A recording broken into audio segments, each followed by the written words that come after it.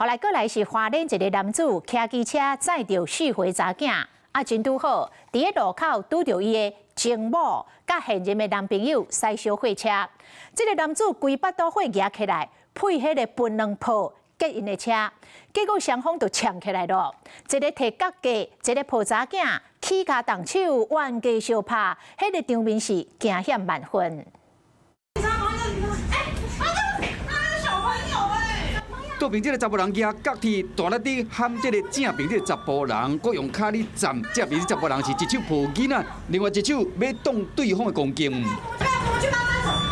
火车顶另外一个小姐冲落车将囡仔抱起来，现场的民众赶紧报警，无偌久警察就到位啊。他拿东西丢我车子啊！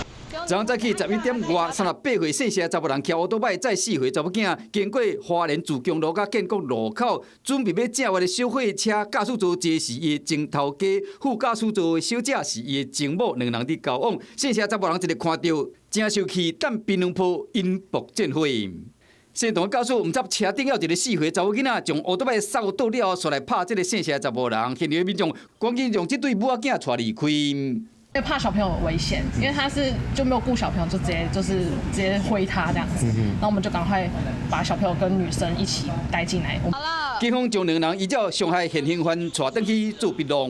验查朱女持有之保护令相对人即为谢冉，警方当场依谢冉违反保护令及伤害现行犯逮捕，同冉则依伤害现行犯逮捕，并因职权进行儿少及妇幼通报。 协助后续安置女童。